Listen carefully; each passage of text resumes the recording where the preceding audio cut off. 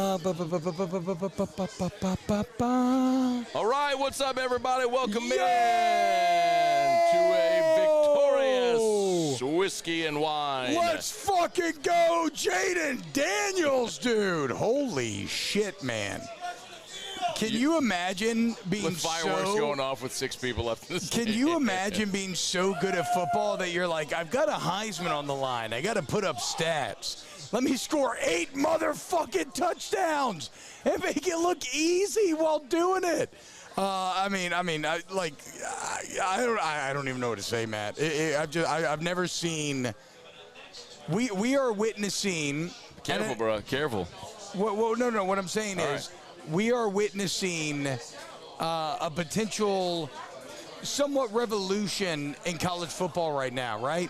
Where you have these upperclassmen quarterbacks who've been playing for a while, who are now paid well and incentivized to stay. And granted, Jaden's situation is a bit different because he had so much room to gain, but you look like Bo Nix, Michael Penix, others. And I want to talk about this because my boy Nick Underhill gave me some very interesting information on what NFL scouts are saying about Jaden Daniels now, right? But you just have these guys who now have ample reason to stay, and they're just on a different fucking level, and no one's better than Jaden Daniels. It's unfucking believable, bro. It looked like everybody else was playing in slow motion tonight. It's like, you were playing Georgia State. But okay, that's a Georgia State team. But what I'm saying, with an average of 44 the last 3 weeks. No, but that is kind of the point, right? Is that is Jaden Daniels sweating?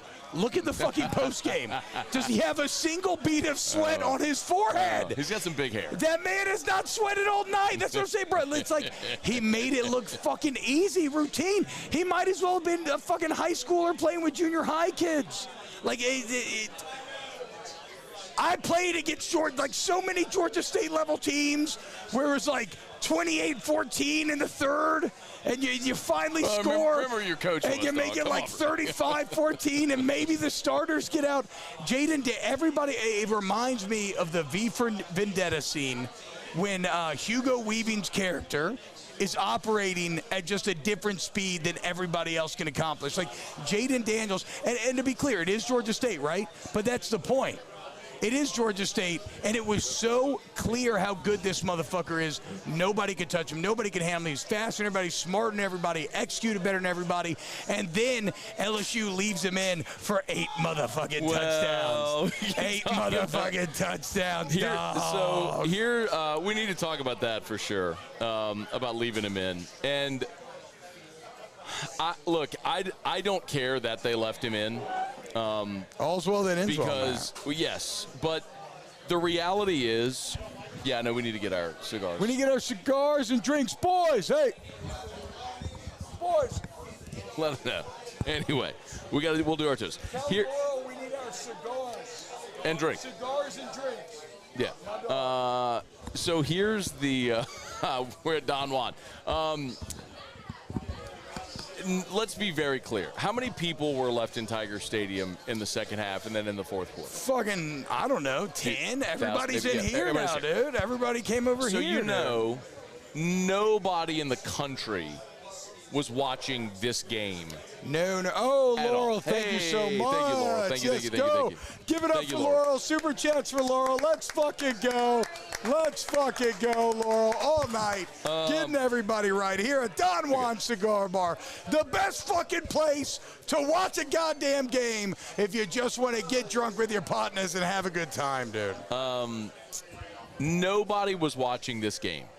So everybody is going to go, hey, what did Daniels do against Georgia State? And they're going to go 25 of 30? Yeah. And by the way, there were I haven't even looked at the final numbers. By the way, there were 2 drops, legit drops in there. 25 of 30 for 413 and 6 tuds. Oh, when he ran 10 times for 96 yards and 2 more. Motherfucker accounted for 500 yards of offense and 8 touchdowns. So everyone's going to go, wait, what? The guy who last week threw for 350 and ran for 220 came out this week and threw for 413 and ran for 96 and accounted for 8 tuds. They're gonna and no one's gonna ask how or know that there was a touchdown 40 yard with nobody's gonna give a shit. It's just It's just going to be. Okay, that's so what you do. no. To your point, nobody watched, which serves you. Yes. Yeah, exactly, right. Because at the end of the day, Jaden's going to win off of stats. If he wins, he's going to win off of raw statistics. And what he's going to have to overcome is going to be Michael Penix got a big win tonight. Bo Nix got a big win today. And they're going to be playing on championship weekend when he's at home. And that's going to be the final barrage. And then obviously, like, there's great opportunity against a very good Texas A&M defense, right? What he does against that defense is going to speak volumes, and we all know that. But outside of that, he's going to have to survive championship weekend. But I got to say, Matt, when I see Bo Nix throw for 6 touchdowns in the first half, I was a little like, fuck. Like, you know, like, can he statistically, again, I don't care about who the opponent is, can he statistically outduel Nix? And then he goes for 8 touchdowns and 500 more total yards, and I'm feeling pretty fucking good about it. By the way, Penix tonight in the rain at Oregon State threw for 162 yards. It was a rough night. Yeah. It was a rough night. All right, let's I don't think Penix is going to get it, but Bo Nix is probably the biggest threat. I'll tell you a potential path, but let's do our toast. Wherever you are, you know the drill. Raise your glass, whatever you got. Cheers, Tigers win. Take a picture of you toasting with us. Tweet it at us. Post it on Instagram. Tag us, Facebook. We love all of you. Thank you for being here. I'm logging the super chats as always. Tigers win, Tigers win, Tigers win. Cheers, cheers, cheers. Hell cheers, yeah! Cheers. Shout out to everyone hanging out down Juan tonight, dude. I met fucking Navy SEALs. I met Marines. I got my girl Lisa right here. Let's go, Lisa! Yeah! She's fired up. She knows my family, bro. She's been helping take care of my grandma, my sister, dude. She told me she met the Cannon. Yeah. And she was like, I watch your post-game show all the time. She mistook the Cannon for me. Hey, look, one Bobby for another. No, wait. I'm like, how could you do that? Like, that's fucking incredible, dude. The Cannon and me? Like, are there two, like, as diametrically opposed as you and I are, your dad and I are on different stratospheres, right? I mean, I love the Cannon. No, bro, y'all are both legendary radio man. I love the There's Cannon. a lot more connective tissue there, dude. No, but I just mean in terms of like broadcast style and energy and approach. We're just totally different. That is fair. I guess I am channeling my father on this show more than anything. God damn it, Georgia looks so fucking good. Fuck Georgia. Who gives a shit, dude? We still gotta get our cigars. Hey, the bottom line is that Jaden Daniels put up 8 touchdowns and 500 total yards against Georgia. State. Small font. Small font. 8 touchdowns against Georgia. Small font. State. Oh, we got to talk about Jordan Travis, too. Yeah, that fucking sucks, dude. I mean, and you know where it gets real interesting for those that missed it? Florida State down early. Jordan Travis snaps his leg. It's fucking awful. They end up winning big, but now it's like if Florida State beats Louisville, but you have some, like, you know, great one-loss candidate behind him, what do you do? Do you honor the team that fought their way there the entire year, or are you like, well, yeah, the team's great, but I mean, you know, you don't have Jordan Travis. But maybe that's like a later in the show conversation. You know, it'd be great is if we had a real playoff where you wouldn't have to answer that question. You just put the teams in there that we got it coming next year, baby. 12 teams. Let's fucking go, boy. All right. We appreciate y'all for being with us here. If you're on YouTube, take a quick second, smash that like button, subscribe up to the channel. Facebook, please like the 104.5 ESPN Baton Rouge page. Shout out to Alondra. We are the most fucking what do you call it? Glitch-free. The most. This is the smoothest whiskey and wine season we've ever had, and it's because Alondra Villarreal, who doesn't even like smoke. And is here every single week. She's here for all that smoke. Deep in the fucking cigar smoke, making it happen. Who's this? It feels great. She's here for the smoke. Who's massaging my head? That felt great. I don't know why I love Look at that. Yeah. Oh, yeah. Oh, so thank you so much. That's so sweet, dude. We love you too. Thank you so much. But he doesn't have that. You know, I mean, you give me some more of that if you wanted to. It felt good. You like a dog, getting like scratched behind the ear. Yeah. My leg's gonna start kicking. Asked her to get our my cigars. leg's gonna start kicking, but I want to kick my fucking drink over, dude. We need to get our cigars, dog. All right, I got you. All right, you go get the cigars. Ask Laurel. By the way, a quick reminder as well as we're rolling here, we're brought to you by Got Lit Light Installers. Big shout out to Derek Hunt and all our friends over at Got Lit. Jumped aboard, great supporters here of Whiskey and Wine, and we appreciate all of y'all. We appreciate everybody for being on board with us. Oh, One We shot, appreciate what up, y'all for bro? being on board with us here. Got lit. It's easy. It's easy. Yeah, bro. My fucking house looks fire right now, dog. Like literally. I'm already good to go, dude. I'm lit up. I don't gotta hang shit. The kids are in the Christmas mood. My wife said we got enough kids now. Fuck it, we're playing Christmas music. I know some of y'all think it's early. That's fine. I did too. But I've just gotten over, dude. Shout out Got Lit. It's awesome, dude. GotLitLights.com. The absolute best, dude. GotLitLights.com. I'll be posting about him plenty coming up for it. And remember, if you like the Bomber, Megan Making Money tweeted me this or texted me, and she was like, bruh, who's your fucking home field connect? I need the LSU Bomber. Well, guess You're what? the best. You Thank can you. get it too, okay? You go to home field at checkout, use the code LSU23. You get 10% off your purchase. Home field apparel, the Bomber, the baseball national champion shirts, the LSU shirts. They're all amazing. LSU23 at checkout, 10% off. Go support home field. And I know y'all have been because they re-upped, originally it was a small contract, and they sponsored all the whiskey and wine. So shout out y'all for doing so well, dude. Jaime Garcia. I love it. You can do the honors if you'd like. Have at it. All right. So obviously Jaden is the biggest and really the primary The combo only story. here. I think it's also worth noting Malik Neighbors. Yeah. But not just Malik.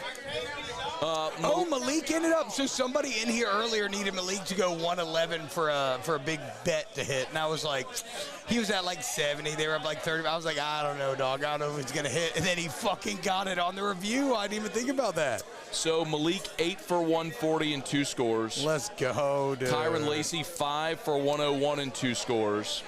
Brian Thomas Jr. 4 for 103 in the 70-yarder. So you had 3 receivers go over 100 yards, and Malik maintains his lead as the nation's leading receiver. Okay, so I was planning on maybe saving this for like a little bit later, but we're here.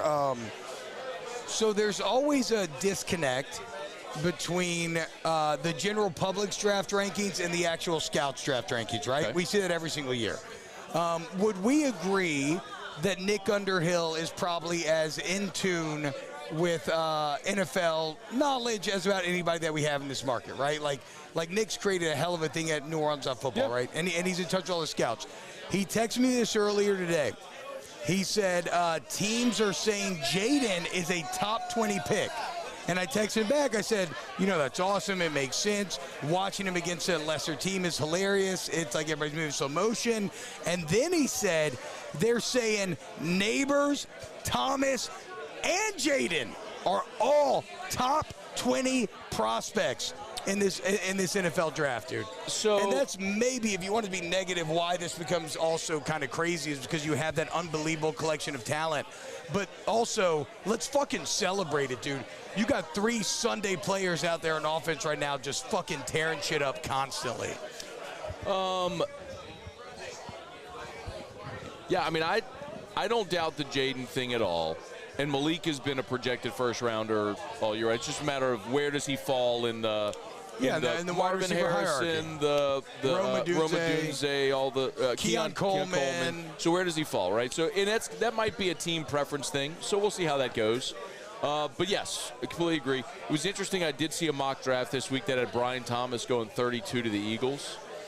Jesus Christ. So you're starting to see that. The Eagles are going to get Brian Thomas? Well, I mean, it's one mock draft. No, I know. But you're starting to see that talk. And the Jaden piece is interesting, especially because the Saints need to draft someone in the first round, draft a quarterback in the first round for some fucking 50 years. If Shadur and Quinn Ewers both go back to school, which is kind of the reports right now, and Carson Beck, that takes 2 potential first rounders off the board. I would throw Carson Beck in there as well. I haven't seen anybody project Carson Beck ahead of Jaden.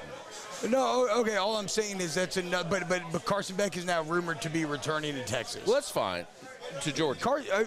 Sorry. To no, but my point is Carson Beck's kind of fucking balling right now. I get it, but my point is I'm just looking at what draft analysts have said. They haven't said that about Beck yet. I guess I'm just surprised. I haven't seen Beck as a first rounder. Okay, never mind then. But you had seen a lot of Shadur and Ewers.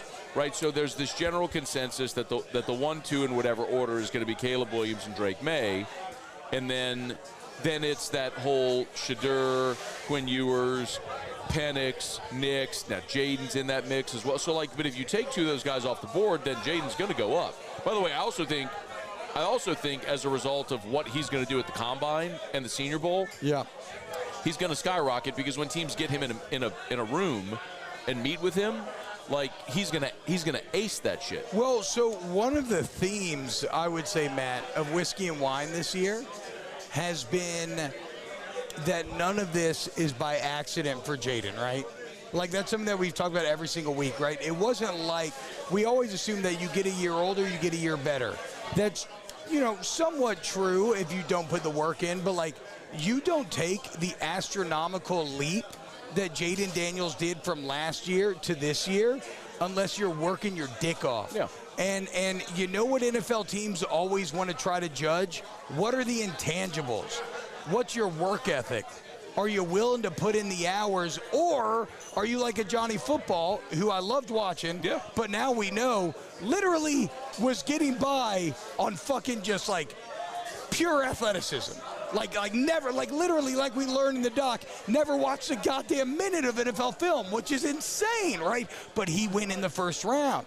So what about when you have somebody with the physical talent of a Johnny Football who showed last year, where last year the offensive coordinator is, he's splitting the field into one side, and you're going to make a high-low read, and that's going to be it. And Jaden averages 7 yards per attempt, and we all spend 8 months in the offseason. We're like, well, can he take advantage of this wide receiver group? And can he push the ball downfield? And can he throw with anticipation over the middle? Like, there's very clear rooms that he needs to improve. Can he do it?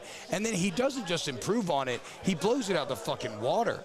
And so now you have a guy that has all the physical talent, but also has the intangibles. And that's how you become a first-round pick. I think the interesting thing now, if you're an NFL team, is like, how do you feel about Drake May? I know he's a giant white guy, and we fucking love that with our big quarterbacks. Like, from North Carolina, he's Trubisky. He's a fucking giant-ass white, and he's awesome, right? I mean, but he's kind of not. I mean, look, the NFL falls in love with giant white guys. You know that, but he's not.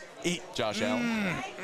And look, Josh Allen worked out great, right? So Josh Allen, he soared up Joe boards because of the Senior Bowl. Joe Flacco. That's what I'm saying, right? So what happens when you have someone, though, that has the talent, has the intangibles, Senior Bowl, whatever it's going to be like? I fully expect Jaden Daniels to have made himself into a first-round pick. And then there's an incredible knock-on effect of quarterbacks coming back in the future. We already talked about it, because NIL, like Carson Beck said, he's probably going to go back to Georgia. Well, of course he would. He might be the #1 overall pick, and he's already making over $1 million. And so the sport we love is getting better and better and better. And we get to fucking go raid Gunnar Stockton or Brock Vandergriff or Walker Howard or Arch Manning or fucking whoever. I do have. Happy birthday! I do have something to add to that, but here's all right. And I know there's some people like, hey, LSU played a game, so I know we'll talk about the game. I mean, we'll get into some of the stuff. Talk about the game? Some of the stuff. No, yeah. I know. I'm fucking. And then we'll talk about big picture. A lot of people are asking about bowl stuff now as well, so we'll get into all that. But just consider this. All right, consider this. So here's according to Tankathon, the projected draft order based on where it is now. Tell me if this team could draft a quarterback. Bears. Oh, absolutely, bro. Yeah, you think they're out on Fields? Well, I'm not saying they're 100%, but they could absolutely draft a quarterback. Okay. I mean, they very well might be, yes. Giants.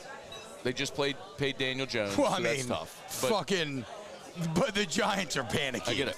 They paid Daniel Jones, and they're fucking pissed that they paid Daniel Jones. New England. Absolutely. Yeah, Mac Jones is done. Cardinals, that's tough because they just dumped a shit pile of money on Kyler Murray, but do you do it? We'll see. I mean, they hate Kyler Murray, though, and it's new ownership and new coaches. Remember, Bears have the Carolina's pick as well, so they'll have 2 picks, so they could do it there. Green Bay could absolutely pass on Jordan Love. Rams could absolutely draft Stafford's replacement.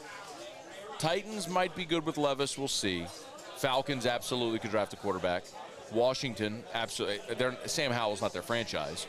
Tampa absolutely is going to draft a quarterback. Chill out. I don't like the direction of this conversation, dude. No. I wanted the Saints to get him at like 18 or 20 but my point, and then you can go Jets. We'll see what happens with Rob. But then, like, Denver. No, dude, the Jets love Zach Wilson, obviously. They keep telling us every fucking day how much they love Zach Wilson and how much their complete failure offensively is not because of Zach Wilson. Chargers, no. Colts, no. Raiders, yes. Buffalo, no. Cincinnati, no. Then New Orleans at 19. So my point is, you're making me feel like you don't have a chance. My point is, yeah, Jaden's not going to get to the Saints at 19 if they win the division, go in the wild card. Jaden's not going to get there. But the point is, if you're thinking of Daniels as a top 20 quarterback, of course. Like, look at all the quarterback-needy teams that are likely to draft a quarterback. Someone's going to fucking pull the trigger on it. Well, and you always need a comp, right? And comps are not saying that you're going to be that guy, right? A comp is just like, it's a style that you play. Like, Caleb Williams is a Patrick Mahomes comp. I mean, they create with their legs. They've got incredible arm talent. They throw from crazy angles. Caleb Williams does not feel like somebody who's going to feel like Patrick Mahomes. But when Patrick Mahomes was at Texas Tech, you didn't think that motherfucker was going to be Patrick Mahomes either, right? I thought he was the system guy. That's what I'm saying. So, in the same way, Jaden is the Lamar Jackson comp. And Lamar Jackson has dominated the NFL. He's won an MVP. He hadn't won in the playoffs. But His fucking regular season winning percentage is unbelievable. Yes. In fact, one of the only quarterbacks, he's 5th in the league, active quarterbacks. One of the only quarterbacks with a better winning percentage right now is Taysom Hill at 7-2 as a starting fucking quarterback. No, but you gotta have a certain benchmark at number of games. It's got to be qualifying players here, dog. Come on. No, but in all honesty, it's like Pat Mahomes had like 80%. And then baseball player? Yeah, exactly. And then there's like a couple, but then Lamar's at like 72% win percentage in the NFL, which is absurd. But and that's why I thought it was interesting when Brian Kelly was talking about Jaden Daniels, because the one knock on him is he's skinny, and I feel like Kelly went out of his way last week to talk about. Somebody asked me, how does he take these hits? And he's like, he's stronger than you realize. Like, he's got a sinewy muscle to him that you're not realizing. And it reminds me how people... sinewy in his Monday press conference. Yeah, exactly, so right? Weird. Like, who the fuck would say sinewy? No, because he's trying to tell these motherfuckers, dude. tell him he's not strong at your own risk. It's like, it's not unlike how, oh, shit, what was I going to say? How people talk about, Tyreek Hill. Tyreek Hill is small, but he's a ball of fucking muscle. Clyde was like that. Like, I heard Chad Ochocinco talk about that. Like, y'all think Tyreek's small, so he should be injury prone, but he's a fucking ball of muscle. Like, he can handle what the NFL's going to give him in the same way you would hope. And nobody's immune. I mean, look what happened to Joe Burrow, RIP, out for the season. Maybe A.J. McCarron get it going. We'll see, right? Nobody's immune. But Jaden is able to withstand more than maybe some scouts are going to try to give him credit for come draft time. All right.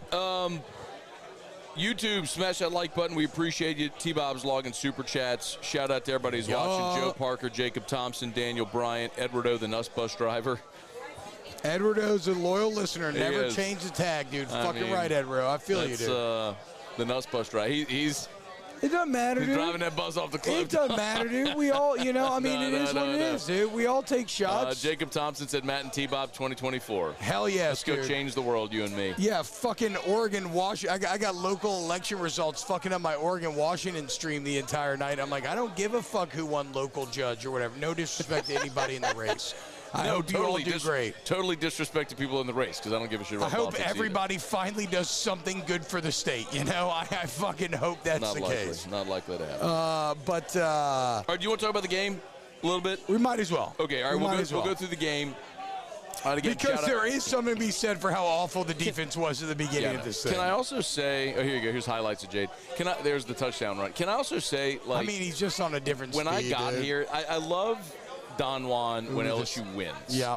Because, and I was telling this to our friends who popped up from Kenner. Shout out, what's Mark Kenner PD and his wife? That's all your grandpa. Lisa. Mark and Lisa. Mark and Lisa. Okay. Yes. I was telling them this a bit ago. Like, for big games, it's packed in here for the games. Yes. And if they win, like, it just keeps growing because everybody comes after. So much fun, dude. But if they lose, like Bama, when they lost, it just empties. It was empty. We got done, and there were like one or two people. Today, shitty game. Nobody cared. I got here at half. Some of our boys hanging at the bar. No, it was a slow first half. We were cooling, and now it's fucking packed. And now, it's popping off. Now, dude, now it's like everybody is showing up, and it's getting packed. And it's because like a lot of people, and when I tell you there is no greater professional validation or compliment or it's this type of shit that I think about in church on Sunday that makes me just like very thankful is we get people here all the time who are like, we're at the game. And we left early because we've always wanted to come hang out with y'all live at Whiskey and Wine. Yeah. And it's literally the greatest professional validation that I get. So thank you to everybody who comes out here. But this is one of those nights. To your point, everybody. this is one of those nights. Like a bunch of people, very much. Left at half, and they were like, "Bro, I met my boy from Tampa. We've met boys from all over the world who wanted to come and kick it with the fellas at Don Juan, and we kick it, bro. We fucking kick it. We drink, we chill. Matt has to take game notes, but he still does a great job of hanging out with everybody. It's a very fun time. Bro, your boy from Tampa you may not remember this, but that's Hathorn.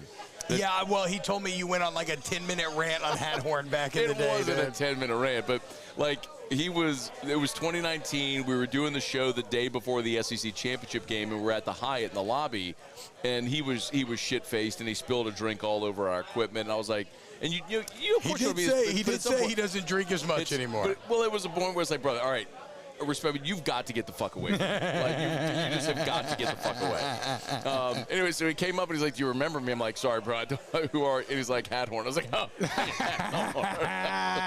And I did recognize him afterwards. A good man, a fan of psilocybin mushrooms, a man after my own heart. What the fuck is happening? I mean, I don't know, dude. I love psilocybin mushrooms. I don't know what to tell you, dude. Oh. Everything in moderation, guys, whatever you're comfortable with. Jesus Christ, Lincoln Riley, it has really gone awry in L.A. Did you see Dan Mullen's tweet? So Dan Mullen tweeted, is the wrong coach in L.A. on the hot seat? Yeah, because, like, reports were that Chip Kelly was being fired this week. Which is so weird. But it's also weird that Dan Mullen would tweet that. Bro, like, coaches typically don't. Well, but at the same time, Dan may be fucking done, dude. Dan's kind of loving life, right? But at the same time. He's good on TV, too. He's great. He's really great. Good. I would. Dude, I was listening to a game last year. If I was Texas A&M, I would think hard about hiring Dan Mullen and being like, look, let your underlings handle recruiting and we'll pay them, and you just do the X's and O's. I hope that doesn't happen because I don't want that motherfucker at Texas at A&M. Kevin Villers has a $19.99 super chat and said, where can I get Matt's jacket? Nowhere. This is team-issued gear. I got very lucky. No, I'm going to tell you. No, it's from America. Wow. It's from America. No, listen. There was someone on the previous staff whose wife worked with Erica, and when they, I guess I could say, it would. You got a lighter? Should I say? I guess it should, man. Doesn't matter, dude. So Jake Riedel was the assistant strength coach, who's now the strength coach at Army, by the way. And when the staff got let go, when Kelly came in, Jake took the Army job. Well, like, you have just shit tons of team-issued gear.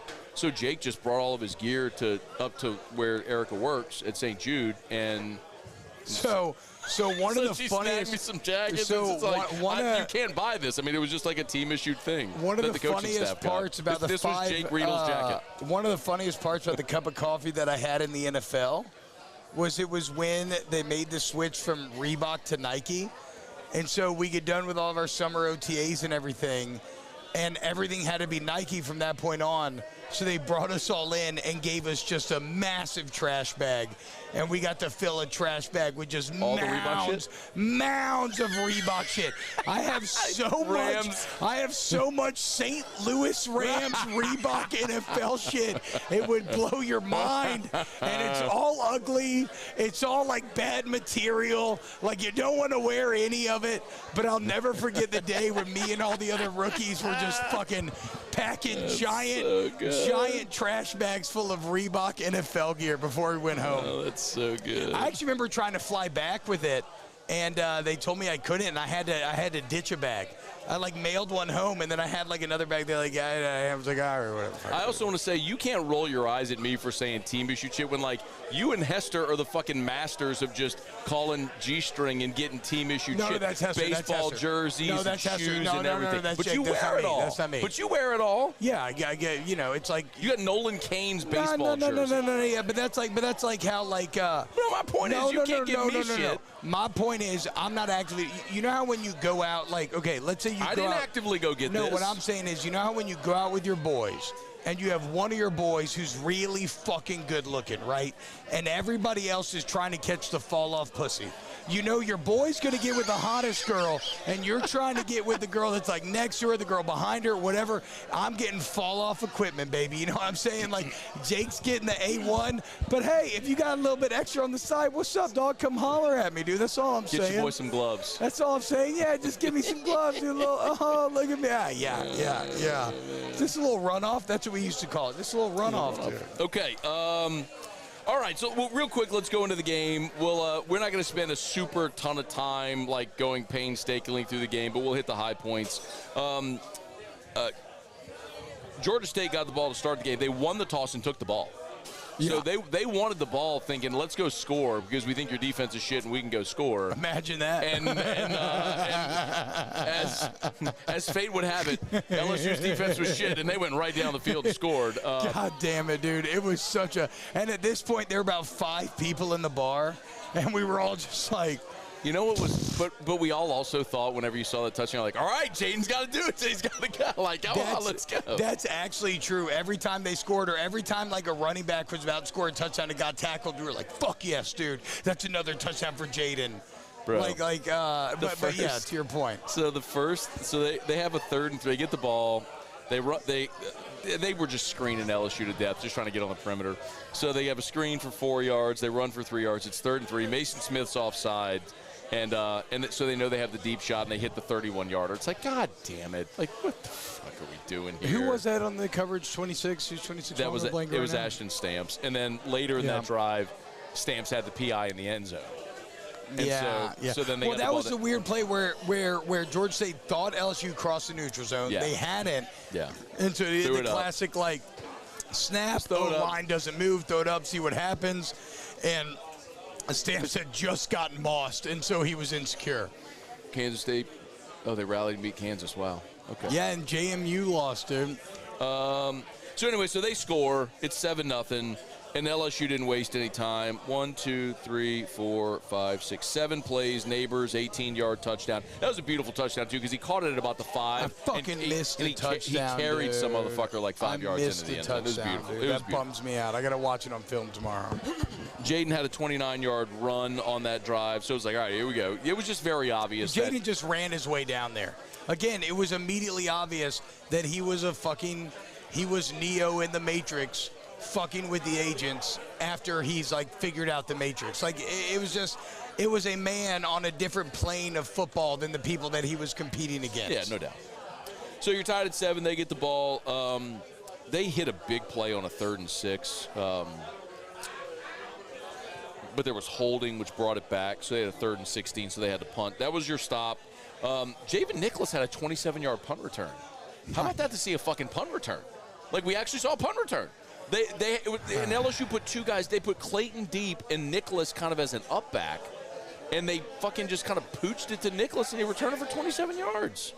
Why are you hanging? No. What I'm saying is there's think about the fucking caliber of athlete in Louisiana. I know where you're going. There is nothing more perplexing than the inability of the LSU Tigers to return punts. I know. LSU should legitimately be a top 10 most dangerous team in punt return every single year. Has been. Full stop. Has been for 30 years. No excuse. Like, even when Trey White was doing it. Yeah, it was awesome. And we were like, oh, he's only doing it against the bad teams. We can't even do it against the bad teams now, dude. So it felt good, don't get me wrong. But, like, the PTSD of LSU fans cheering every time a punt is even simply caught. No, I don't need to see a leg. Oh, God damn it. They're showing Jordan Travis. That was brutal, bro. Is that Jameis? They retired his jersey tonight. I know that. I know that. But was that Jameis being really sad? God damn, I fucking love Jameis Winston, dude. Bench Derek Carr, fire Pete Carmichael, and play Jameis. Anyway, sorry. Continue. That really blows, man. I mean, Jordan Travis comes back for his 5th year. Well, do we want to have that conversation now? No, we'll have it now. We'll come back to it. Okay. So anyway, so Javen Nicholas returns a punt. You had a big play, but you had a holding on Miles Frazier. God damn, a lot of penalties in that first half, bro. What was crazy about especially first quarter, was like they were trying to slow the game. Like, LSU had 2 possessions in the first quarter, and it still lasted like almost an hour. The first quarter lasted almost an hour. It was so long. but it's because the refs, like, they were fucking throwing flags. They threw 2 flags for procedure penalties against LSU, 1 for legal man, and then they ended up picking up the flag. It's like, God damn, like, I tweeted, these guys can't fucking take a shit and wipe their ass without having to go to review to see if they wipe their ass. It's like, that crew, I don't want to just bitch about it, but, like, that officiating crew was awful. Like, your job also as an official is to keep pace of the game. Like, your job is to make sure things flow and you're keeping pace and you're moving in. Like, they couldn't make a call without huddling. The fucking white hat was, like, taking his sweet fucking time to make it. It's like, but come on, man, give me some pace. Hey, but they called the Malik thing a touchdown at the end, so we love him. Well, you know, I'll take it. No, bro. The ball didn't really move. The ball didn't really move. You know, I'm saying we'll fucking take it, dude. Bro, that drive, the second drive. So here you go. So this is the second drive. You start at your own 47. You have a holding on the first play. You have 1st and 20. Josh Williams runs for 8 yards. It's 2nd and 12. They burn a timeout. You run a screen to Trey Holly for 5 yards. It's 3rd and 7. Josh Williams gets an 18-yard reception on the screen where it kind of goes to the right side. You know, that's the one where they originally threw the flag and then picked it up. Yes. They didn't review it, but they picked up the flag. So you're at their 32. Mason Taylor drops a screen pass. That's another one Jaden should have had. Well, Jaden, I thought that was kind of a bad throw. You talking about it was like a little like he's out like this, and it was like a little out here, just a little bit. I mean, if we're just like, I'm not putting it all on Taylor. Is all I'm saying. It was catchable ball. Second it and 10. It was a catchable ball. 2nd and 10, you go deep to Aaron Anderson, and Jaden missed him. That was the one where you had him, yeah. And you were finally like, oh my God, Aaron Anderson might do something. So it's 3rd and 10. You throw the ball to Mason Taylor. Taylor catches, fumbles forward, recovers his own fumble, gets the first down. It's a classic strategic fumble, Matt. First down. You know you're going to get tackled short. You go long. Also, I wasn't sure if that was going to be incomplete. I know. But whatever. It was a good call. First down, Neighbors 12 yards. This is where you review the ineligible downfield, which was Mason Taylor, which they ultimately review it, pick it up. First down from the 8-yard line, you try to run the play to Brian Thomas.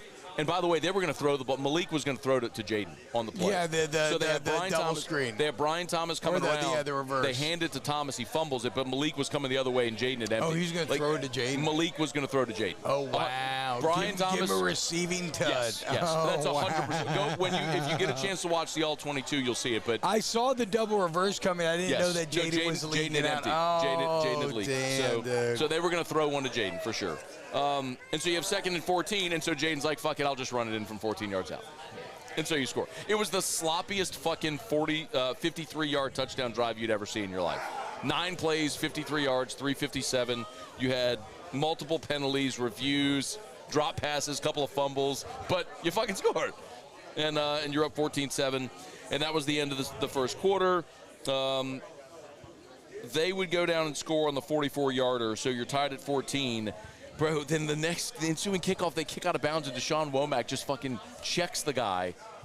Did you see that? Yeah, he just gave him a little. So instead of like. But they called it. They kicked it out of bounds. No, I know, but they called it. I was like, oh, we're getting the ball to 50. Let's go. They kick out of bounds, so you shouldn't be getting it at 35. They call the 15-yard penalty against them. You're thinking at midfield, and instead, you're back at your 20.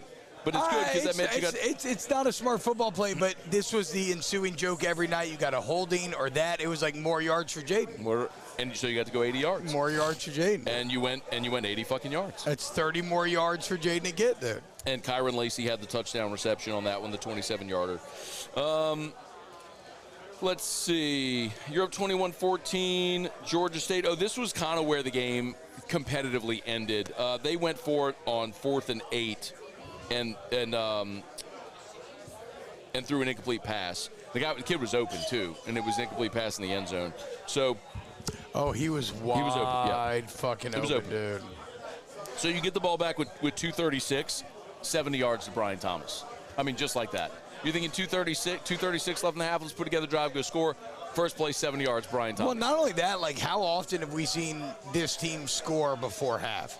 This team is a fucking 2 minute. No, that's what I'm saying. This team is a fucking 2 minute goddamn terror. So you hold them 3 and out, get the ball back with 1:03, and you throw the touchdown pass to Kyron Lacey with under 30 seconds to go, and you're up 35-14 at half.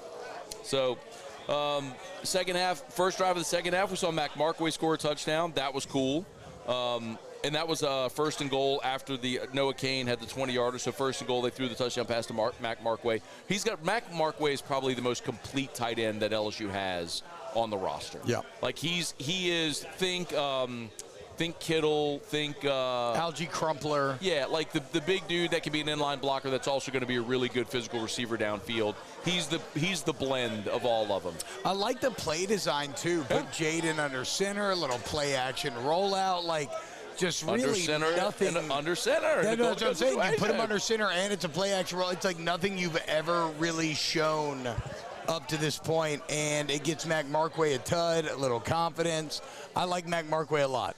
And to be clear, Brian Kelly and Mike Denbrock want to develop that position going forward. Like, tight end has not always been something at LSU. 4 of them last year. That's what I'm saying. The tight end has not always been something LSU's very into. Of course.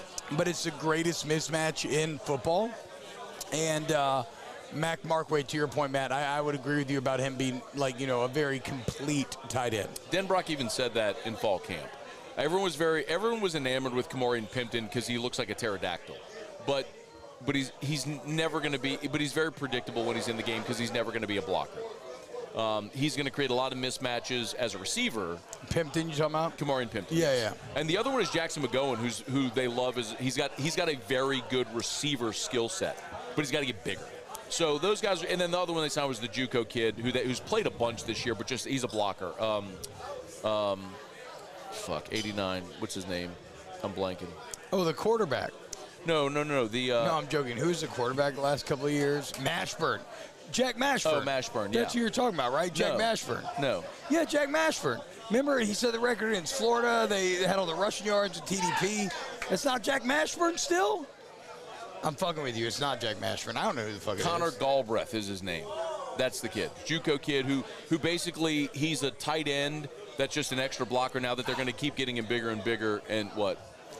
Nothing. Make him a tackle. No, there's just some background action going on. Some people trying to, trying to do what they do, and it looks like maybe our boy got left a little bit. It is what it is, dog. It is what it is, dog. I hate to see that. Anyway, all right, so LSU's up 42-14. Ensuing drive. They went forward on 4th and 6. Savion Jones got a sack, big sack on 4th and 6. Tigers get the ball back. Kind of wondering if that's going to be it for Jaden. He goes back out there. He scores on the quarterback sneak. They horse-collared him. On. All right, guys, we'll see y'all. Bye. Good to see y'all. I love the gumption of LSU, though, being like, we're going to fucking keep him in, and we're going to, under center, play action, roll them out. Another thing they've never done this year, because clearly the LSU staff understood the assignment. And the assignment was to fucking jack up Jaden's Heisman snaps. No doubt. Because the bottom line, and this is a weird thing, right? When you're in a season like this, and let's be clear, I talked, Matt, do you agree with this? I talked about this on Friday, or maybe Thursday. The entire season hinges on A&M. If you beat them, it's a success, 9-3, that's great. If you lose, it's kind of an unmitigated disaster. Yeah, you can't be 8-4. You cannot lose. You can't lose to A&M firing Jim Bob. Exactly, right? So it's a massive game, to be fair. But you still had to set up this year. Okay, so where I was going with this is like, what matters most for the program moving forward? And this is where I think it's most interesting, is that in a day and age where transfer quarterbacks are becoming more and more valuable. We mentioned Beck returning. We mentioned, I don't think we mentioned, but Jackson Dart is returning. Quinn Ewers is supposedly returning, right? All these guys. What that means is backup quarterback rooms are going to be ripe for the picking. And if you're LSU and you could say, yeah, guys, I mean, we had 2 transfer quarterbacks in 5 years come here and win the Heisman, that becomes an incredible pitch. Like, I know everybody loves Bryce Underwood, and I fucking hope Bryce Underwood comes here. Whatever, that's great. But I don't fall in love with 5-star high school cats anymore. I just don't. The Athletic did the study last year. Less than 50% of 5-star quarterbacks stay at their original school they commit to, even if they play early on.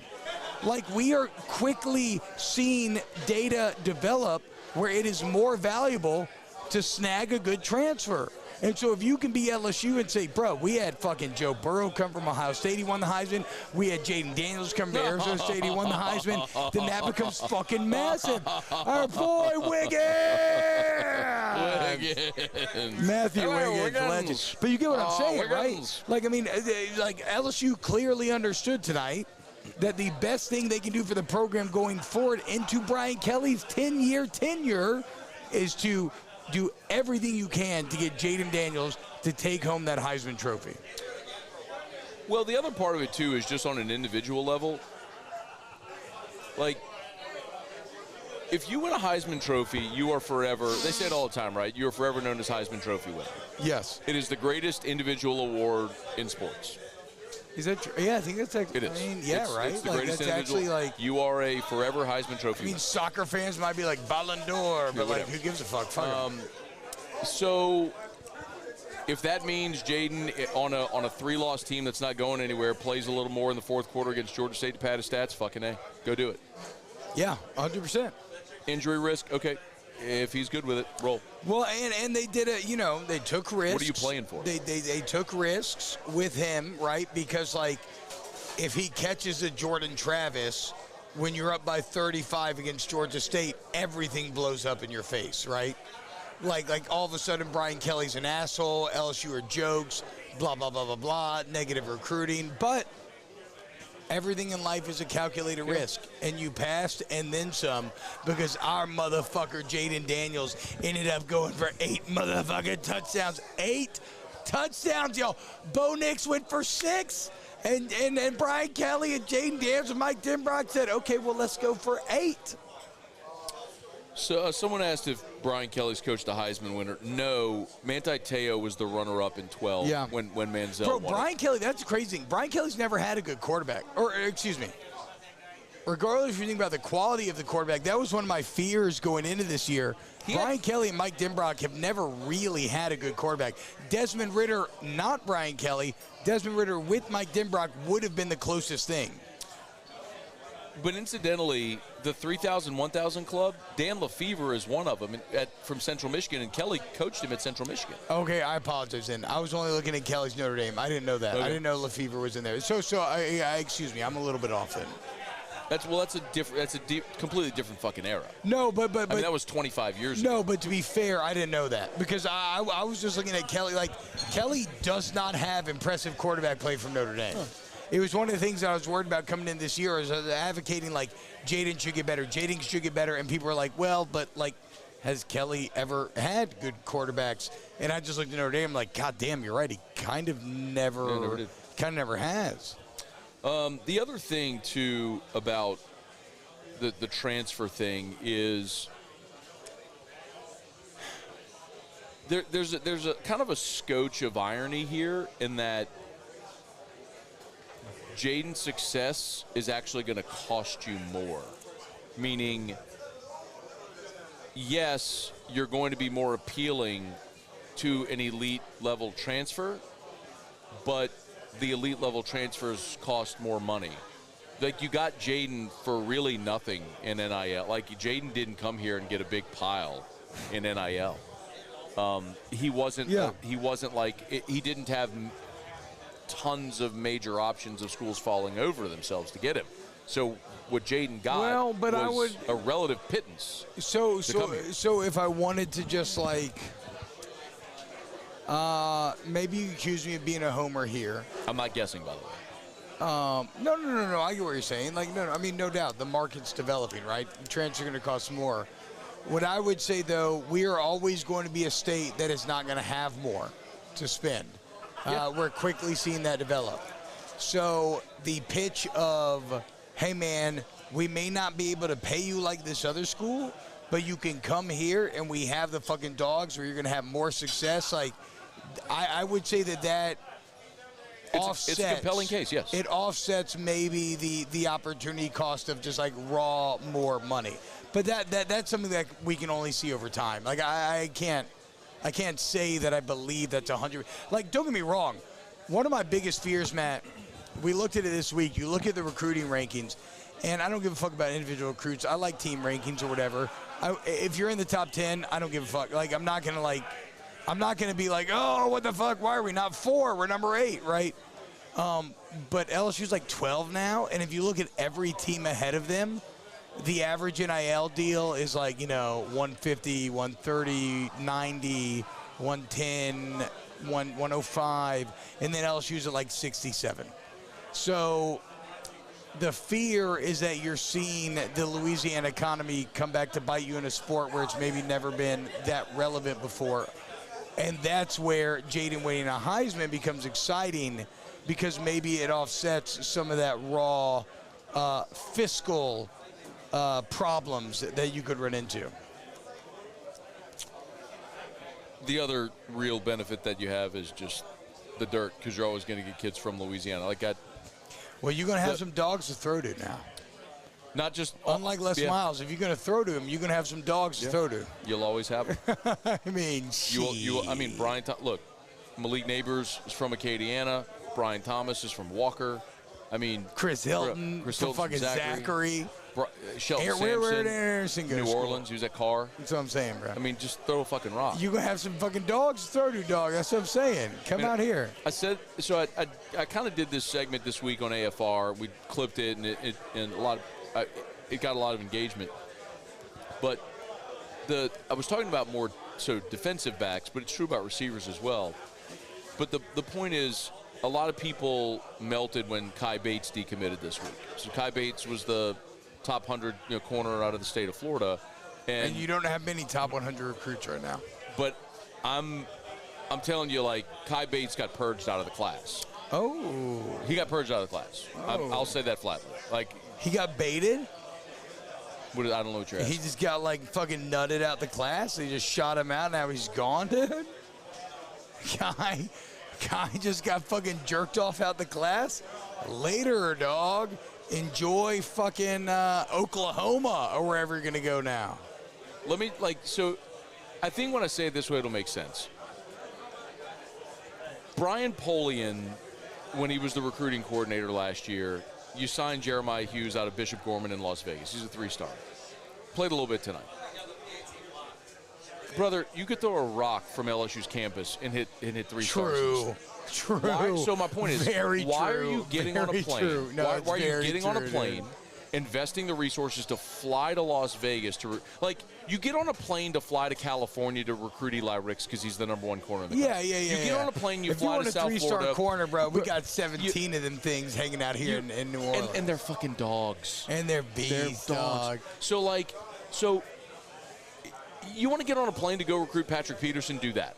Yes. You want to go to California? That's a great point. That's a great point. You don't get on a plane to go to Vegas I hope Jeremiah Hughes is awesome. I hope you understand, like, this isn't a Jeremiah Hughes knock. It's just, I'm just explaining strategy, right? Like, Brian Polian's good, but that's what you had to do at Notre Dame. Because there's no talent in Indiana. Yeah. You got on a plane and flew to every fucking recruit you signed. You didn't sign kids out of Indiana. There's no fucking players in Indiana. There's not DBs in Indiana. There's not anything in Indiana. What about Hoosiers? So my point is, now you got Frank Wilson, who's as plugged in to the Louisiana recruiting and high school scene as any coach has ever been.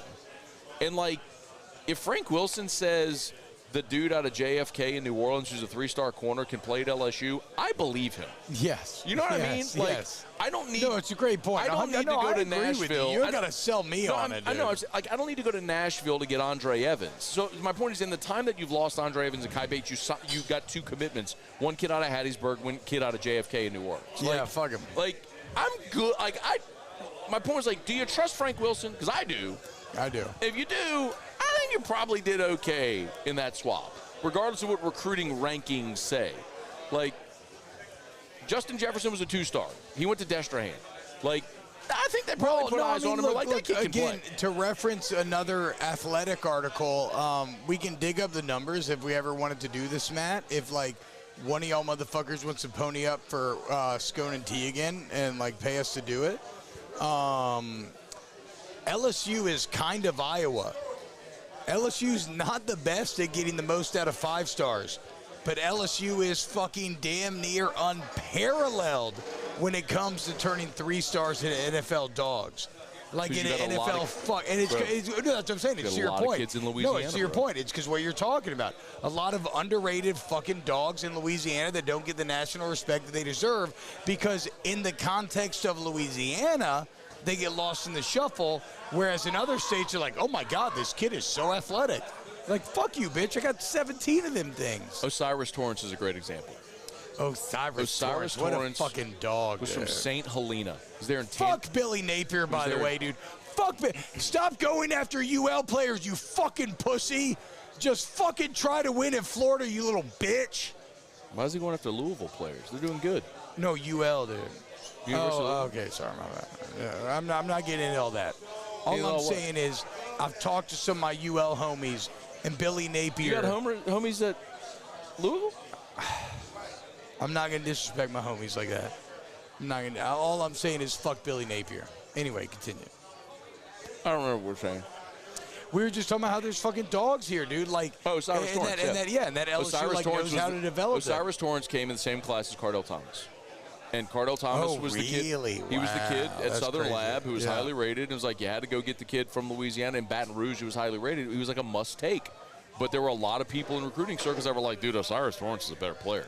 But he was at St. Helena, small school, didn't get a lot of run, and so he ended up at ULL. Napier gets the job at Florida. He goes, he's an All-American. He's fucking starting for the Buffalo Bills right now. And Osiris Torrance is like that motherfucker may end up in the Hall of Fame. Like, Osiris Torrance is starting for the Buffalo Bills, and Cardell Thomas is at FAMU. I mean, it's you missed. Like,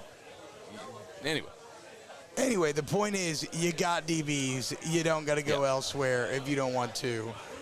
Should we talk about the defense at all here? What else is there to say? Like, I mean, the thing is, like, people keep asking me, what do I think? Is it changing me? I mean, I'm like, I think so, right? I don't fucking know. Fuck. Yeah, like, you don't get to be this bad and keep your job. Like, and tonight felt really bad at the beginning, bro. They were just marching on you, dude. Like, they were just marching on you. Like, everything defensively has been a shit show this year. Even, like, you've got defensive talent. You don't have great defensive talent. I'm not saying you have enough to be a top 10, top 20 defense, but fuck, you're awful. There's no way that Harold Perkins should be as invisible as he's been this year. And Perkins has actually played he's played well. No, he's the only person on defense with a pulse. I'm not saying he's bad. I know what you're saying. What I'm saying is, like, he should be a player that is celebrated nationally nearly every week, and yet I'm like, ooh, he had a really nice TFL here. Like, ooh, he did this here, but he's just the only person that's showing up on film. Yeah. All right, YouTube, smash the like button. Subscribe up to the channel if you're new. Facebook, please like the page and share the post. We appreciate y'all for being here with us. Shout out Don Juan Cigar Bar. All right, if you're doing an ad read, I gotta do a piss, dude. I can't make it this whole show. I don't know why this is the one you can't make because you've done pretty good the last few weeks. So shout out to Don Juan Cigar Bar, y'all. They're just been phenomenal to us, man. We love Don Juan. They've been a great host here. I believe 20 was our first season here. 4 years at Don Juan. We're here every single game day, and we appreciate everybody who comes out and continues to support. Even if you're not here with us during Whiskey and Wine or on game day, remember the retail shop is right next door. Best cigar retail shop in Baton Rouge, so you can get on by, stock your own personal humidor next door. You come into the bar here where they got TVs everywhere. You can see the shelves of whiskey and all the spirits and craft beer and everything there as well. And, of course, you can enjoy a premium cigar, comfortable chairs, your own TV in your little bay.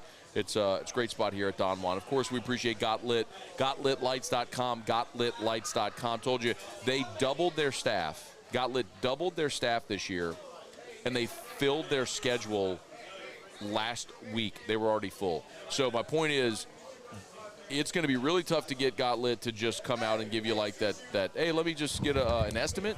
But if you're ready to roll, like I had some people who reached out to me, hey, man, like, I need Got Lit, and if you're ready to sign up, like you're going to sign up and it's worth it, they'll help you out. But running cash around, buyers only, bitch. Big cash, big dick money. Like, have you ever been trying to buy a house and you're buying it on credit, and they're like, sorry, a cash buyer rolled in? That's what we talking about right now. But seriously, I'm good, T. Thank you, bro. Look at Todd, dude. That's a fucking boy right there, dude. That's a fucking man. That's a sexy goddamn motherfucking bartender right there.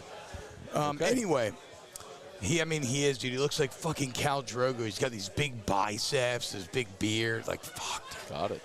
Gauntlet's awesome. My house looks great, and so is home field. You already see the bomber. LSU 23 to check out, 10% off. I know y'all been hitting them up. You already know you want the home field gear, so at checkout, LSU 23, 10% off. Please continue to support the homies that support us. Y'all do it in our commercials. We love you so much. Thank you all. Todd the Bod. I agree, Hootie. Todd the Bod. He's incredible, dude. How much time we got? Okay, cool. Let's do I got super chats. You want to get super chats? Yes, it's time. No way T-Bob washed his hands. Smell my hands. Smell my hands, dog. I can't smell. Shit, still? Why? This isn't new. It's not going to come back. It's been... Can you taste them? Here, let me just put my finger on your tongue. No, I can't do that. I did wash my hands, but I can't even go that far. Damn, bro. Cockwell. I like, no, bro. My girlfriend Jenny, she loves y'all so much. Can you give her a shout out? Jenny, she loves y'all. Jenny! Jenny with the block! Cockwell! Jenny! Fucking go! Jenny! This is an honor, boy. This is a fucking honor partner right here, dude. I love y'all so much. Matt, you're fucking real one, dude, that you're going to let me stick my finger in your tongue, it's dog. fine. You my fucking dog, dude. Let's fucking I'm not ride, afraid. dude. Like, that's what I'm saying. germs You ain't are, I'm not a scared. germaphobe. my This word. motherfucker ain't scared, bitch. Anyway, all right, let's I'm get a into some real one. super chats. I did wash my hands, by the way. I'm a So real I knew one. chat would be talking shit. All right, Jesse T. O'Neill with a $5 super chat. Shout out, Jess. Jacob Thompson. Heck yeah, another win. Gotta love it. Let's fucking go. But sadly, next week is the last game for JD5 and Tiger Stadium. Look, don't be sad. At 11 a.m. Ugh. I know, that is fucking lame. And that he's got to go head-to-head with the game, so he's not going to get any national run. Nobody's gonna pay attention. Which sucks, fucking pissed me off, but whatever. He's just got to stack and pile. That's it. But let's just focus on not being sad and, like we've been talking about, enjoying the greatness that you're witnessing. That's what I would say.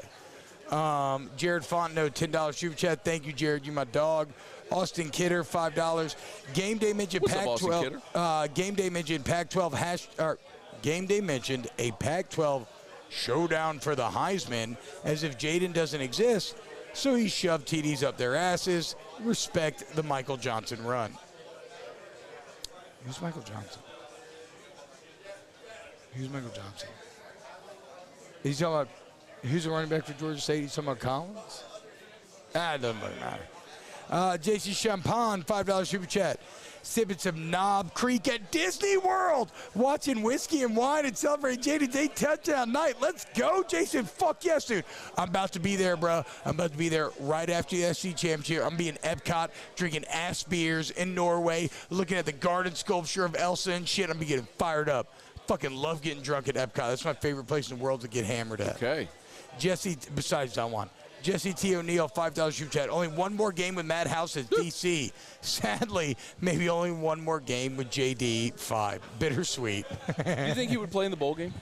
I do not want to put any, you know what I'm saying? Like, I don't want to put any expectation on that man. You know what I'm saying? Like, I don't think he should play in the bowl no, game. I don't think he should. I don't. That's all I'm getting at. That's all I'm getting at. Go get ready for the combo. Take an extra month to go get ready for the combo. No, that's all I'm getting at. 100%. And then, like, you know, and it's good for the. Let Nussmeier play the game. Yeah, and then he gets to practice and everything else. Like, give Nussmeier all them reps. I don't.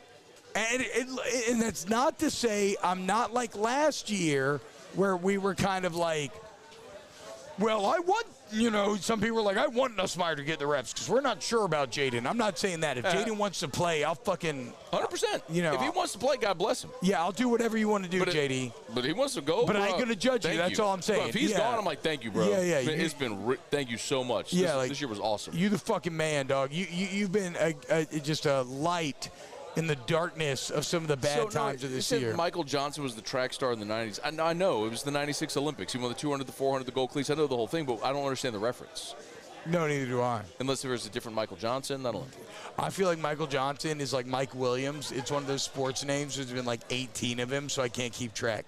Like, there's been 17 good Mike Williams wide receivers. I know. I don't fucking get it, dude. I know.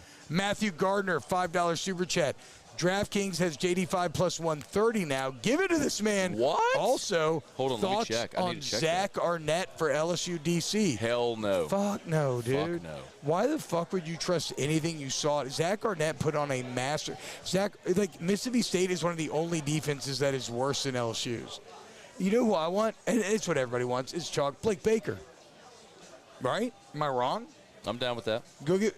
Who made Damone Clark dude, a fucking beast? Bro, it's what and what with Knicks is plus 120. It's Knicks and Jaden, bro. Jaden plus 130. It's going to come down to what Penix is Jaden plus does 500. against that good A&M defense and what Knicks does on championship weekend. Or if Oregon State next week. Oh, please, Oregon State beat him. Please. I mean, Oregon State this week held Penix to 160 yards. Now, it was in the rain, but Oregon State's a good football team. I was bummed to see them lose. I actually had money on Oregon State tonight, so I'm bummed to see them lose. Did you know Phil Steele told us this, that in their last 18 games at Reser Stadium, Oregon State was 17-1 straight up, and 17-1 against the spread. Oh, I didn't know that. Bro. I do know this. Incredible. All the sharps were like heavy on Oregon State. Yeah. To the point where I didn't bet it because I was super bummed because I thought Washington was going to lose, but whatever. No Zach Arnett, though. Do you have a DC? If you had to hire a DC, who would you like? I think I've said this. I don't know if I've said it here. Arnett was, when Aranda left. Yeah, he had the worst interview ever. Yeah. And I talked to someone that was in the room and said it was the most awkward, awful interview ever. That's what I heard. And his performance this year would dictate that because, I mean, again, you should pay Zach Arnett for putting on a master class in how to fuck up a team as badly as he fucked up this one. It's unbelievable. Crazy. Mississippi State went 9-4 last year and was third in the SEC West. Third, Matt. 9-4. Jamie Chad must be here. But who would you go for DC besides Blake Baker? Do you have any other names that you would like? Jim Leonard is an obvious easy one. I don't know if you can get him. If Aranda gets fired at Baylor, I think that's interesting. Although what I've heard is more he'd likely go West Coast. He might be the candidate if he gets fired at Baylor to be Lincoln Riley's DC at SC. I've heard that from people I trust. It does seem like Brian Kelly and Aranda would maybe mesh a bit better than O and Aranda did. You know the story about O and Aranda? You remember the Fiesta Bowl? I do not know the story. So UCF kind of got off in that first half, if you remember. Yeah. And O was just undressing Aranda, heading to the locker room, and Dave is he's very meek, right? He's a monk. He's a warrior monk. Yeah, bro. Their styles did. Their styles clash. Ed's boisterous. For sure. That's what I'm saying. Brian Kelly's by the way, I'm not more saying it's a bad thing. There's no one way to skin a cat. It's a contrast. Yeah. Brian Kelly's very, I'm just saying, Brian Kelly and Dave Aranda would get along better. But, bro, I'm kind of feeling Blake Baker, dude, what he did with Damone Clark, Missouri, but whatever. And the other thing, too, just real quick about Kelly, and we'll have this conversation when what I think is an inevitability that Matt House is fired. I don't know that, by the way, for a fact. I just think I don't know how the opposite can be true. I don't know Well, you would be betting on him in the same way that Lincoln Riley bet on Alex Grinch, and look what happened there. Can't do it. So, I mean, you realize you missed a chance to win a national championship this year because your defense was so fun. Let's go back to the Nick Underhill thing that he texted me. You have 3 top 20 NFL prospects on offense. I don't think I have any great way of contextualizing how rare that is. 06. Jamarcus went 1. Okay. Debo and Buster Davis were 2 first-round wide receivers. There you go. And that team went 11-2 and won the Sugar Bowl. And you had LaRon Landry, who went 4th or 6th. So that's what I'm saying. LaRon was somewhere in the top. So that team went 11-2 and won the Sugar Bowl, right? You're about to be playing in the fucking Gator Bowl or some shit, right? It's I agree with you. I just don't see how he survives. And I have no animus, and it sucks, and I feel bad from a human level. Yeah. But it is what it is. I feel bad. It is what it is. The thing I was going to say about Kelly is I do trust Brian Kelly to make a good hire because he has had really good DC hires. If you look at his lineage at Notre Dame, his first DC was Bob Diaco, who crushed it, got the head coaching job. He was the DC whenever they played for the national title against Bama and lost. He got the head coaching job at UConn. They brought in Brian Van Gorder from the Falcons, and that was a bust. They replaced Van Gorder with Mike Elko. Elko crushed it, gets the A&M job, then goes to Duke. They replaced Elko with Marcus Freeman. So, like, he's kind of nailed it. You know what I mean? Like, the outlier was the one that busted in Brian Van Gorder. I think Matt House this year is now. I mean, what I keep going back to is if you move on from Polian, who was your hand of the king, right-hand man, first hire, like, you got to really believe in House to stick with him. And maybe he does. We'll see. I don't think so. Mel Collins of the $5 Super Chat. How many touchdowns and yards do you think JD will have after the bowl games? Your friend Missy, go Mike the Tiger. I don't think Jaden's going to play in the bowl game, so I don't know. Hard to make a prediction on that when you don't know what game you're in and who you're playing and if he's even playing. Yeah. But, I mean, there's no reason to think any defense in the country is And I don't think you're making him. New Year's 6 with Mizzou winning tonight, and then I'm guessing Ole Miss is going to finish 10-2 probably. If you want to play out that scenario, we could. So essentially, Bama and Georgia are assuming Bama beats Auburn. Bama and Georgia go to the SEC championship game. Bama won. Feels like Georgia's going to win. If Georgia wins, they're in the playoff. Bama likely is in the New Year's 6. And then Ole Miss, if they go 10-2, they're a New Year's 6. And then Mizzou is 10-2. But then it's a Mizzou Ole Miss thing. Which one gets into the New Year's 6? Oh, they wouldn't both get in?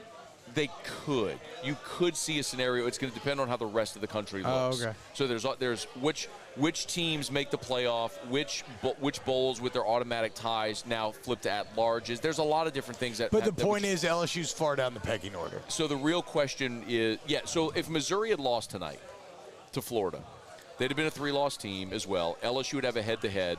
Theoretically, if LSU wins next week, they would have gone ahead of Missouri. It would have been like Fiesta Bowl when you made it as a 3-loss team. 9-3. Yes, that was the scenario. So it could still happen if Arkansas plays a great game on Friday and beats Missouri. Easy, dude. I mean, where is that game? They should watch a better fucking movie than Polar Express at halftime, though. It's a goddamn low-tier Christmas movie, guys. There's a million fucking better. Thank you, Alondra. You agree? Polar Express is a garbage Christmas movie. It's got an awful color palette.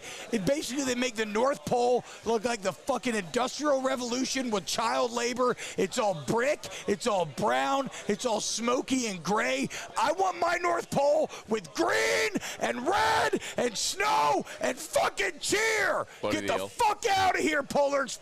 You're a dog shit fucking movie. I don't think the book's any good. I would take almost any fucking Christmas entertainment except for Polar Express.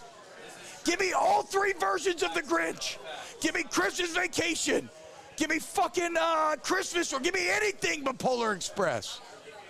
I'll take fucking Prep and Landing, the bullshit elf movie that's just made to sell you Elf on a Shelf, over fucking Polar Express. I think it's a horrible movie, and I hate that Arkansas was watching it at halftime. Patrick B with a $5 super chat. Jingle All the Way? Love Jingle All the Way. Fucking love Jingle. I'm looking for a Turbo Man action doll. Jamie, it's me.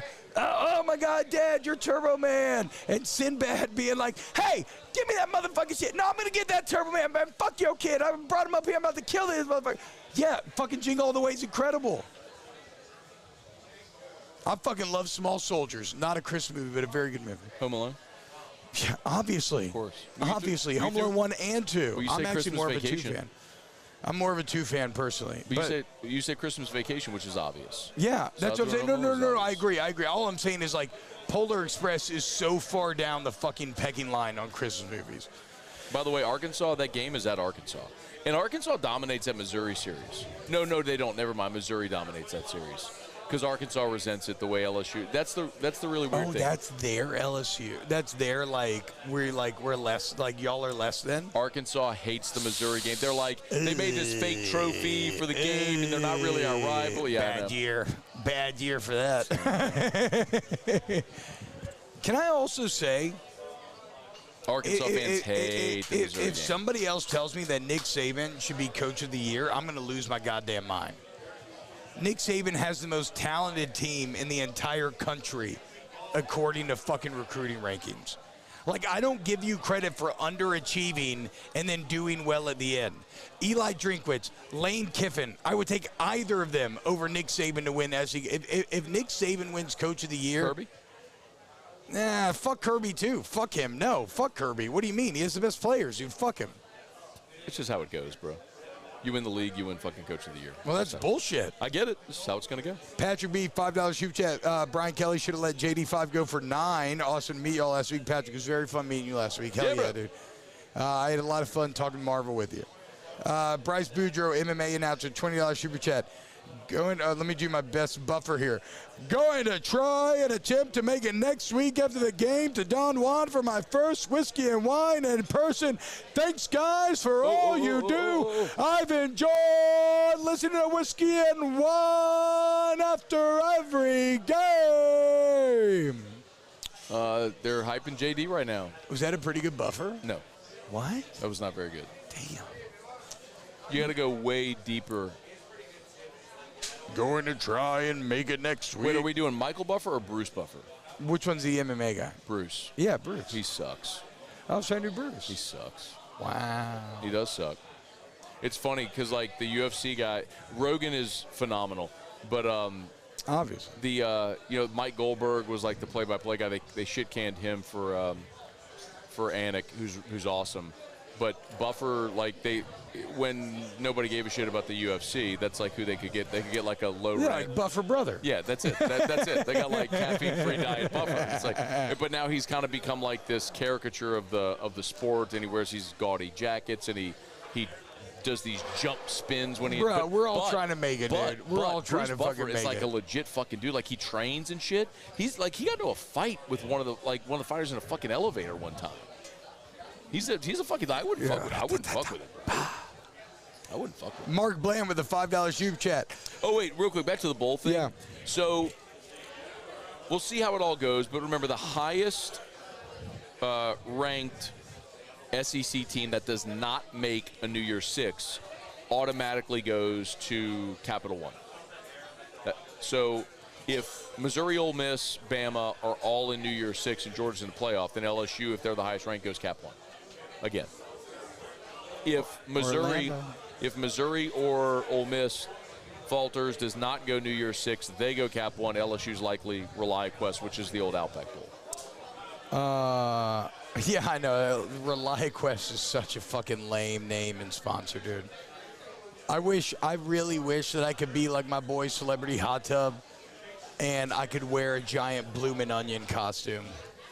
But life doesn't, give you everything. You want me to put it in the budget to get you a bloomin' onion costume? No, what I'm saying, like a rogue bloomin' onion, yeah. They try to call it the ReliaQuest, and yet I'm sitting there in the stands in like a fucking bloomin' onion, dude. You know what? I mean, I'm fucking about it, dude. I'm not opposed to wacky radio promotions. I will fucking rock a bloomin' onion costume. I'll get in the budget. I'll fly your ass to Tampa.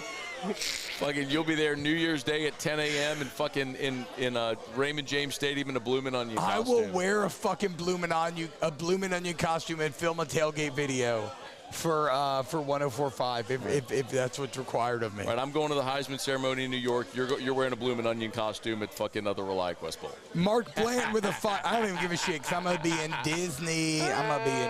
Dog. Mark Bland, $5 super chat. A lot of other major programs think the same way now. Bama's going more Alabama heavy, FSU and Florida, etc. Well, that's kind of how guys have always thought, right? I mean, that's the problem with Georgia. Is that Georgia's super populous. They also have the highest per capita D1 athlete rate of anybody in the country. They're also the only true Power 5 school in the state, right? Like, I'm not going to give Georgia Tech credit. And so that's why I always say that Georgia is like how my guy Dan Carlin talks about the Japanese in World War II. They're like us, only more so. That's the fucking issue with Georgia. There's three Power 5 programs that are the only Power 5 in a talent-rich state. It's LSU, Georgia, and Ohio State. Because there's a ton of talent in Ohio as well. And Ohio State's the only Power 5. I would say that's the inherited advantage that those three programs have. Well, and the team I'm about to mention does not have that because they're not as talent-rich. But I am interested to see Mizzou in this modern era. Because Mizzou's the only show in town. So you have an entire state's economy behind you. They now passed a law where if you commit to Mizzou, you can get NIL money early. I'm not saying they're going to be great. All I'm saying is Mizzou's in a better spot than they've ever been because of that. So Arkansas is a state like that as well. Yeah, Arkansas. Sure. But here's what. But does Mizzou have more talent than Arkansas or no? No, but here's what perplexes me about Arkansas. Arkansas has a shit pile of money. Yes, all the money. They've got Jerry Jones. Yep. They got Tyson Chicken. Walmart. Yeah, Walmart. Tyson Chicken. FedEx. I know FedEx is based in Memphis. I didn't know I didn't know FedEx is based in Memphis, but they're Arkansas alums. I never knew that. So it's like they've got like true billionaire dollars, and it's stunning that they've never been able to like maximize their dollar spend. Anyway. Ricky Nelson, $10 super chat. Shout out, Ricky. Love you, bro. Tony Sakaro, $5 super chat. Matt and T-Bob love the show. Listen to y'all daily. Hell yeah. Watching tonight from Orlando. T-Bob went to Orlando in December. Buy your beer and drink in Epcot. Okay, bro, you can find me drinking ass beers in Norway every single night. Got that park hopper ticket. You already know. And that's the end of our super chat. Okay. All right. We were under 10 minutes to go. Thank you for being with us here. Again, if you're on YouTube, smash the like button. Thank you for being with us. We got 400 likes. God damn it. Love it. Hit it up to 5, boys. Hit it up to 5. Hit up to 1,000, dog. If you want to hit the like button, man. What's going on with Weeks from Jacob Thompson? I saw that as well. I've heard rumors, but I don't think I feel comfortable. Like, I don't know enough to go publicly. I mean, look. Hootie says West Weeks tweeted out #free40. Okay. I mean, Whit was in the game last week on a 3rd down, and he. Whit was or West was? Whit didn't set the edge, and he's the guy. Remember the little scrum on the LSU sideline last week with LSU in Florida? That was Whit Weeks hitting the Florida dude out of bounds. He let him get to the edge, got the 1st down, then hit him late. He was lucky it wasn't a penalty. I love Whit Weeks. We all do. He's going to be great. Whit's going to be great. Joseph Gosecki, $5 super chat, but he didn't say anything. Shout out, Joseph. Payphone86 said, what's the rest of the Aranda story? What do you mean, the Aranda story? I don't know. No? Oh, you know what we had to talk about? Oh, wait, we have not yet talked about Jordan Travis, which sucks, the injury. And that does sort of change, I think, the landscape. So this is the deal. Let's say FSU beats Louisville, and then, like, Alabama wins or some shit. What if you have an undefeated LSU? Or excuse me. You have an undefeated FSU. They're in. And you have a very strong one-loss conference champion. Do you jump Florida State because Jordan Travis is hurt? That's where it gets real sketchy to me. No, if they're undefeated. So if they beat Louisville, it doesn't matter. You know what's interesting? I don't know that the college football playoff selection, if I had Auburn losing today to New Mexico State. Paying him $1.8 million to do so. Old Jerry Kill, bro. It's going to be so funny when Auburn beats Alabama next week, too, dude. I can't wait. Games at Jordan Hare. That's what I'm saying, bro. They were looking ahead, bro. They were looking ahead. But it's funny, the whole shit on Auburn. I mean, like, Nick Saban lost to ULM his first year at Bama. Nick Saban lost to UAB his first year at LSU. I think Hugh Freeze is going to be fine. I'm not saying that. It is weird, though, because Auburn finally had juice when they fucked up, right? Yeah. Like the fans were pissed. They had won them back, and then they fucked up when, like, you didn't expect it. And it's always funny when a school pays somebody $2 million to lose. Like, that's, you know. So what you're saying is, I mean, to be clear, the Jordan Travis injury sucks, but you're saying if FSU still beats Louisville, it doesn't matter. So no, if they're undefeated, they're in. Okay. The interesting thing, so this is a little bit of a deep cut. They're saying finish the Aranda story. All right. This is a deep cut.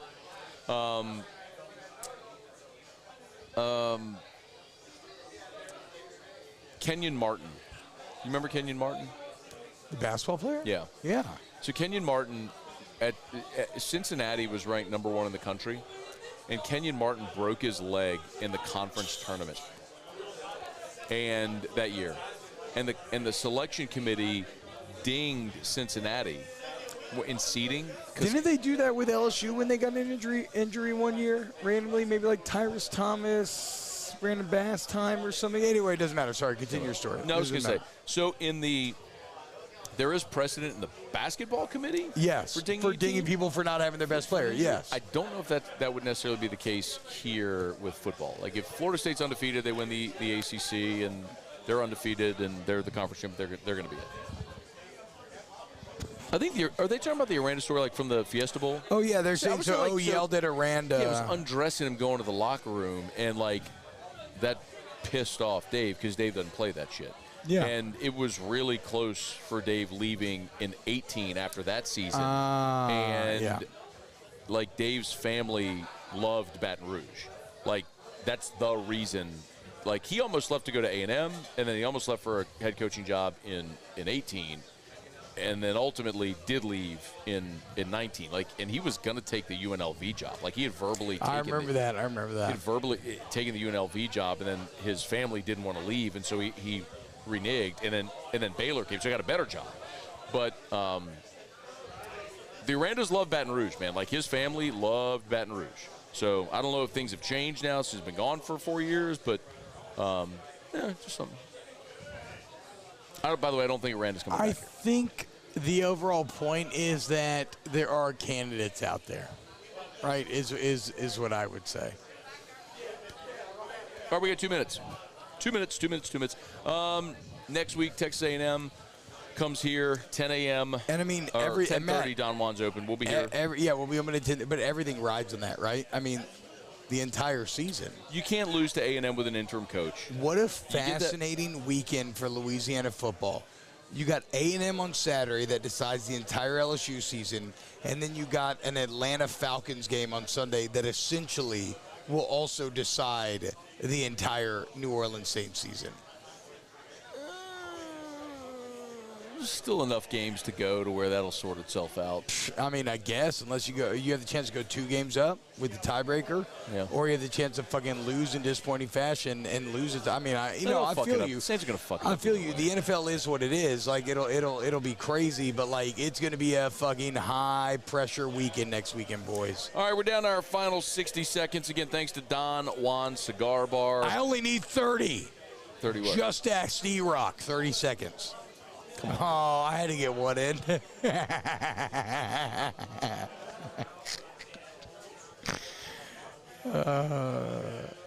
Shout out Anthony Berry for the 99-cent super chat. A 99-cent super chat. Oh, man. Fucking 99 cents. No, chill out, dude. Hey, that's better. And, a lot of people aren't even hitting the like button. At least our guy's giving 99 cents, dog. That's true. All right. Thank y'all for watching. We appreciate y'all. Thanks to Alondra. Shout out. We got our final 15 seconds. Alondra, you're awesome. Thank you so much. Love whiskey and wine. Shout out Homefield. LSU 23 at checkout. Got lit. Go get your house lit. It's the absolute fucking best, dude. GotLitLights.com. We'll be back next week. Don Juan, 10:30 a.m. open. Come on out. It's going to be a good time. Go Tigers! JD5 Heisman!